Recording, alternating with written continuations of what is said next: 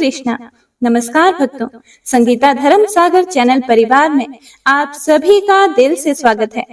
हे प्रिय भक्तजनों, आइए सुनते हैं आज की महत्वमय कथा में आगे का वृतांत। ओम नमो नारायणाय।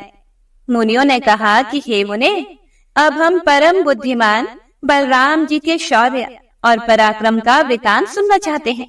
आप उसी का वर्णन कीजिए। व्यास जी बोले कि हे मुनियों, बलराम जी इस पृथ्वी को धारण करने वाले साक्षात भगवान शेष हैं। उनकी महिमा अनंत है, वे अप्रमेय हैं।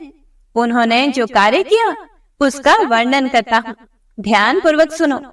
दुर्योधन की पुत्री कुमारी लक्ष्मणा स्वयंवर में जा रही थी। उस समय जाम्बवती के पुत्र वीरवर सांब ने उसे बलपूर्वक हर लिया। यह देखकर महापराक्रमी कर्ण, दुर्योधन, भीष्म और द्रोण आदि बहुत कुपित हुए। उन्होंने सांब को युद्ध में जीतकर कैद कर लिया। यह सुनकर संपूर्ण यादवों ने दुर्योधन आदि पर बड़ा क्रोध किया और उनका विनाश कर डालने के लिए भारी तैयारी की। तब बलराम जी ने यादवों को रोककर कहा कि मैं अकेला ही कौरवों के यहाँ जाता हूँ। वे मेरे कहने से सांब को छोड़ देंगे।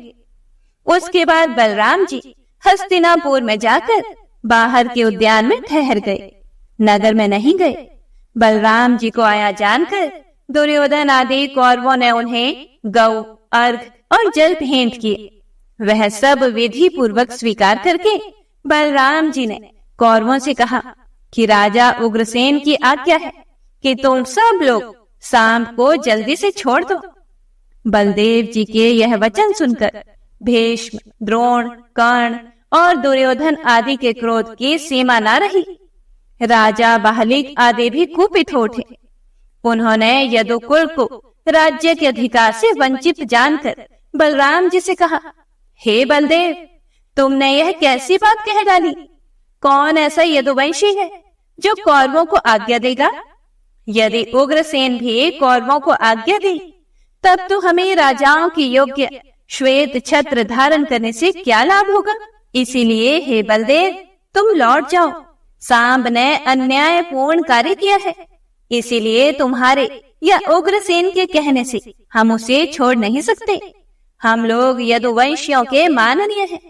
कुकुर और अंधक वंशों के लोग सदा हमको प्रणाम किया करते थे। अब वे ऐसा नहीं करते तो ना सही, किंतु स्वामी को सेवक की ओर से यह आज्ञा देने की बात कैसी? हमने तुम लोगों को अपने समान आसन और भोजन देकर जो सम्मानित किया है, उससे तुम्हारा अहंकार बहुत बढ़ गया है। इसमें तुम्हारा क्या दोष है? हमने ही प्रेमवश नीति नहीं देखी। बलराम, हमने तुम्हारे लिए जो यह अर्घ निवेदित किया है, इसमें केवल प्रेम ही कारण है। हमारे कुल की ओर से तुम्हारे कुल को अर्घ देना कदापि उचित नहीं है। ऐसा कहकर कौरव मौन हो गए। उन्होंने श्री कृष्ण के पुत्र को बंधन से मुक्त नहीं किया। इस विषय में उन सब ने एक राय कर ली थी। वे सब के सब बलराम जी को वहीं छोड़कर हस्तिनापुर में चले गए। कौरवों द्वारा किए हुए आक्षेप से बलराम जी को बड़ा क्रोध हुआ। वे घूरते हुए उठकर खड़े हो गए और पैर की एड़ी से उन्होंने पृथ्वी पर प्रहार किया। महात्मा बलराम की एड़ी के आघात से पृथ्वी विदीर्ण हो गई। वे अपनी गर्जना से संपूर्ण दिशाओं को गुंजा कर कंपित करने लगे। वे आंखें लाल लाल और भौहें टेढ़ी करके बोले, अहो, इन सारहीन दुरात्मा कौरवों को अपने राजा होने का इतना मद, इतना अभिमान है? क्या कौरव ही सम्राट पद के अधिकारी है? हम लोगों का प्रभुत्व कुछ ही काल के लिए है। क्या बात है, तो ये महाराज उग्रसेन की अलंघनीय आज्ञा को भी नहीं मानते। देवताओं और धर्म के साथ शचीपति इंद्र भी उनकी आज्ञा की प्रतीक्षा करते हैं। इंद्र की सुधर्मा सभा में इस समय सदा महाराज उग्रसेन ही विराजमान होते हैं। इन कौरवों का राज सिंहासन तो सैकड़ों मनुष्यों की जूठन है, उसी पर इनको संतोष है। धिक्कार है इन्हें। आज से उग्रसेन ही समस्त राजाओं के भी राजा बनकर रहेंगे। अब मैं इस पृथ्वी को कौरवों से हीन करके ही द्वारिकापुरी को लौटूंगा।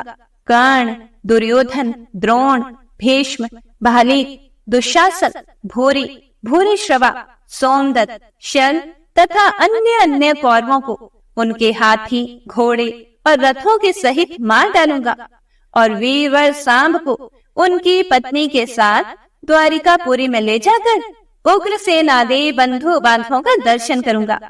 अथवा देवराज इंद्र की प्रेरणा से हमें शीघ्र ही पृथ्वी का भार उतारना है, इसीलिए समस्त कौरवों के साथ उनके हस्तिनापुर नगर को अभी गंगा में डाल देता हूँ। हे प्रिय भक्तों, ऐसा कहकर क्रोध से लाल आंखें किए बलभद्र जी ने अपने हल का मुख नीचे की ओर किया और चार दीवारी की जड़ में धंसा कर खींचा। इससे संपूर्ण हस्तिनापुर सहसा डगमगाता सा जान पड़ा। यह देखकर समस्त कौरव व्याकुल चित्त होकर हाहाकार करने लगे और बलराम जी के पास आकर बोले, हे महाबाहु राम, हे बलराम, हमें क्षमा कीजिए। हे मुसलायुद्ध, हमें क्षमा कर दीजिए। अपना क्रोध शांत कीजिए और हम पर प्रसन्न होइए। हे बलराम, ये पत्नी सहित साम आपकी सेवा में समर्पित है। हम आपका प्रभाव नहीं जानते, इसी से हम लोगों के द्वारा आपका अपराध हुआ है। अब कृपया उसे क्षमा करें। ऐसा कहकर कौरवों ने पत्नी सहित सांब को बलभद्र जी के सामने उपस्थित कर दिया। भीष्म, द्रोण और कृपाचार्य आदि बलराम जी को प्रणाम करके प्रिय वचन कहने लगे। तब बलवानों में श्रेष्ठ बलराम जी ने कहा, अच्छा, मैंने क्षमा कर दिया। इस समय भी हस्तिनापुर गंगा की ओर कुछ झुका सा दिखाई देता है। यह बलवान और शूरवीर बलराम का ही प्रभाव है। उसके बाद कौरवों ने बलराम जी के सहित सांब का पूजन करके बहुत से दहेज और नववधु के साथ उन्हें द्वारिकापुरी भेज दिया। व्यास जी कहते हैं कि हे मुनियों, बलशाली भगवान बलराम जी ने जो और पराक्रम किया था वह भी सुनो। द्वेद नाम से प्रसिद्ध एक महापराक्रमी वानर था, जो देवद्रोही दैत्यपति नरकासुर का मित्र था। उसने देवताओं से वैर बांध लिया था। वह कहता था कि श्री कृष्ण ने देवताओं के कहने से ही बलवान नरकासुर का वध किया है, इसीलिए मैं समस्त देवताओं से इसका बदला लूंगा। इस निश्चय के अनुसार वह यज्ञों का विध्वंस और मतर्य लोक का विनाश करने लगा। अज्ञान से मोहित होने के कारण उसने साधु पुरुषों की मर्यादा तोड़ डाली और देहधारी जीवों का संहार आरंभ कर दिया। वह चंचल वानर देश, नगर और गांव में आग लगाने लगा। कहीं कहीं पर्वत गिराकर गांव आदि को कुचल डालता था। पर्वतों को उखाड़कर समुद्र के जल में डाल देता था और स्वयं भी समुद्र के भीतर घुसकर उसका मंथन आरंभ कर देता था। इससे क्षुब्ध होकर समुद्र अपनी सीमा लांघकर आगे बढ़ जाता और तट पर बसे हुए गांव तथा नगरों को डुबो देता था। वानर द्वेद इच्छा अनुसार विशाल रूप धारण करके खेतों में लौटता, घूमता और खेती को कुचल कर नष्ट कर डालता था। उस दुरात्मा ने संपूर्ण जगत के विरुद्ध कार्य आरंभ कर दिया था। कहीं कोई स्वाध्याय और वष्टकार का नाम लेने वाला नहीं था। सब संसार अत्यंत दुखित हो गया था। एक दिन रैवत पर्वत के उद्यान में बलभद्र जी तथा महाभागा रेवती विहार कर रहे थे। उनके साथ और भी सुंदर स्त्रियां थी। बलभद्र जी रमणियों के बीच में विराजमान थे और वे उनके सुयश का गान कर रही थी। इसी समय द्वेद भी वहां आया और उनके सम्मुख खड़ा होकर उन्हीं की नकल करने लगा। वह दुष्ट वानर उन युवतियों की ओर देख देख कर जोर जोर से हंसने लगा। यह देखकर बलभद्र जी ने कुपित होकर उसे डांटा, किंतु उनके डांटने की परवाह ना करके वह किलकारी मारने लगा। तब बलराम जी ने उठकर बड़े रोष के साथ मूसल हाथ में लिया। उधर वानर ने भी एक भयंकर शिलाखंड उठा लिया और उसे बलभद्र जी पर चलाया, किंतु उन्होंने मूसल से मारकर उस शिला के सहस्त्रों टुकड़े कर दिए। द्वेद ने बलराम जी के मूसल का वार बचाकर उनकी छाती में बड़े वेग और रोष के साथ घूसा मारा। यह देखकर बलराम जी ने भी क्रोध में भरकर मुक्के से उसके मस्तक पर प्रहार किया। इससे वह रक्त वमन करता हुआ निर्जीव होकर पृथ्वी पर गिर पड़ा। गिरते समय उसके शरीर के आघात से उस पर्वत शिखर के सैकड़ों टुकड़े हो गए, मानो उस पर वज्र गिरा हो। उस समय देवता बलराम जी के ऊपर फूलों की वर्षा तथा उनकी भूरी भूरी प्रशंसा करने लगे और बोले कि हे वीर, आपने यह बड़ा अच्छा कार्य किया। यह दुष्ट वानर दैत्य पक्ष का सहायक था। इसने संपूर्ण जगत को संकट में डाल रखा था। सौभाग्य की बात है कि आज यह मारा गया। हे प्रिय भक्तों, इस प्रकार इस पृथ्वी को धारण करने वाले परम बुद्धिमान बलराम जी के अनेक अद्भुत पराक्रम हैं, जिनकी कोई गणना नहीं हो सकती। इस तरह इस जगत का उपकार करने के लिए बलराम सहित भगवान श्री कृष्ण ने दैत्यों और दुष्ट राजाओं का वध किया। फिर अर्जुन के साथ मिलकर भगवान ने अनेक अक्षौहिणी सेनाओं का वध कराकर इस पृथ्वी का भार उतारा। इस प्रकार संपूर्ण दुष्ट राजाओं का संहार करके भूमि का भार उतारने के बाद उन्होंने ब्राह्मणों के शाप को निमित्त बनाकर अपने कुल का भी संहार कर डाला। अंत में स्वयंभू श्री कृष्ण द्वारिकापुरी छोड़कर अपने अंशभूत बलराम आदि के साथ फिर से अपने आश्रयभूत परम धाम को चले गए। फिर मुनियों ने पूछा कि हे ब्राह्मण, भगवान ने ब्राह्मणों के शाप को निमित्त बनाकर किस प्रकार अपने कुल का संहार किया? व्यास जी बोले कि एक समय की बात है। पिंडारक नाम के महातीर्थ में विश्वामित्र, कण्व तथा महामुनि नारद पधारे थे। वहां यदुकुल के कुमारों ने उनका दर्शन किया। वे सभी कुमार यौवन के मद से उन्मत्त थे। इसीलिए भावी की प्रेरणा से उन्होंने जाम्बवती कुमार सांब को स्त्री के वेश में विभूषित किया और मुनियों को प्रणाम करके विनीत भाव से पूछा, हे महर्षियों, यह स्त्री पुत्र की अभिलाषा रखती है, बताइए यह अपने पेट से क्या जनेगी? वे महर्षि दिव्य ज्ञान से संपन्न थे। उसके बावजूद भी यदु कुमारों ने उनके साथ छल किया। यह देखकर उत्तम व्रत का पालन करने वाले उन महर्षियों ने यादवों के नाश के लिए शाप देते हुए कहा कि यह स्त्री एक मूसल पैदा करेगी, जिससे संपूर्ण यदुकुल का संहार हो जाएगा। उनके ऐसा कहने पर यदु कुमारों ने पुरी में आकर राजा उग्रसेन को सब हाल कह सुनाया। सांब के पेट से मूसल पैदा हुआ। उग्रसेन ने उस मूसल के लोहे को कुटवाकर चूर्ण बना दिया और उसे समुद्र में फेंक दिया। वह चूर्ण एरका नाम की घास के रूप में उत्पन्न हो गया। मूसल का जो लोहा था उसे चूर्ण कर देने पर भी उसका एक टुकड़ा बचा रह गया। उसे यादवगण किसी प्रकार भी चूर्ण ना कर सके। उसकी आकृति तोमर के समान थी। वह टुकड़ा भी समुद्र में फेंक दिया गया, किंतु उसे एक मछली ने निगल लिया। उस मछली को मच्छेरों ने जाल बिछाकर पकड़ लिया। जब उसका पेट चीरा गया तब वह लोहा निकला और उसे जरा नामक व्याध ने ले लिया। भगवान श्री कृष्ण इन सभी बातों को अच्छी तरह से जानते थे, तब भी उन्होंने विधाता के विधान को बदलना नहीं चाहा। इसी बीच में देवताओं ने भगवान श्री कृष्ण के पास अपना दूत भेजा।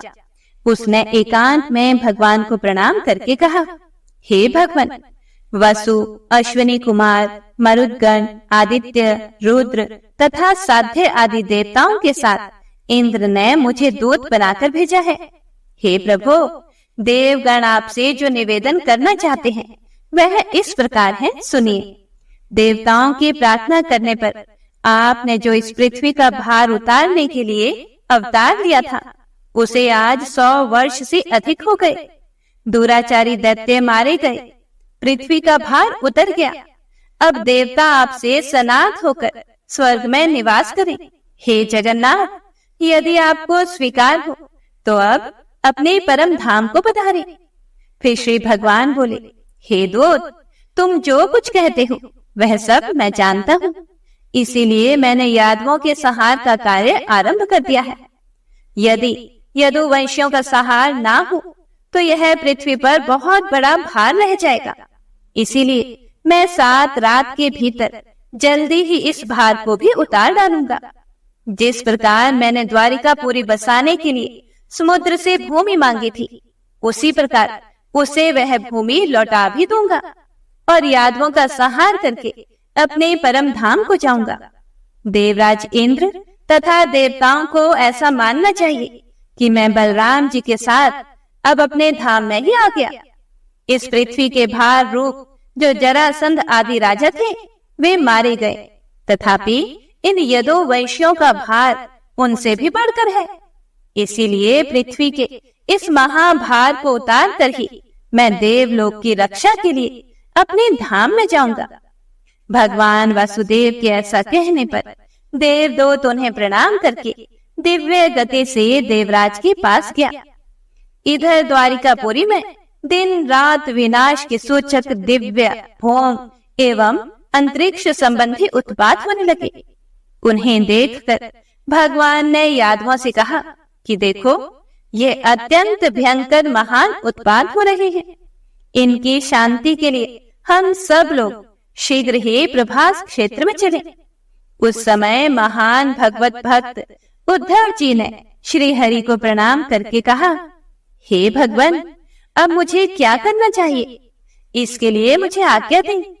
मैं समझता हूँ कि आप इस समस्त यादव कुल का संहार करना चाहते हैं, क्योंकि मुझे ऐसे निमित्त दिखाई देते हैं जो इस कुल के विनाश की सूचना देने वाले हैं। यह सुनकर श्री भगवान बोले, हे उद्धव, तुम मेरी कृपा से प्राप्त हुई दिव्य गति के द्वारा गंधमादन पर्वत पर परम पवित्र बद्रिकाश्रम तीर्थ में चले जाओ। वह श्री नर नारायण का स्थान है। वहां की भूमि बड़ी पवित्र है। उस तीर्थ में मेरा चिंतन करते हुए निवास करो। फिर मेरी कृपा से तुम्हें उत्तम सिद्धि प्राप्त होगी। मैं इस कुल का संहार करके अपने धाम को जाऊंगा। मेरे त्याग देने पर समुद्र इस द्वारिकापुरी को डुबो देगा। भगवान के ऐसा कहने पर उद्धव जी उन्हें प्रणाम करके नर नारायण के आश्रम में चले गए। उसके बाद संपूर्ण यादव शीघ्रगामी रथ पर आरूढ़ होकर बलराम और श्री कृष्ण आदि के साथ प्रभास क्षेत्र में गए। वहां पहुंचकर कुकुर और अंधक वंश के सब लोगों ने प्रसन्नता पूर्वक मदिरा पान किया। पीते समय उनमें परस्पर संघर्ष हो गया, जिससे विनाश करने वाली कलह अग्नि प्रज्वलित हो उठी।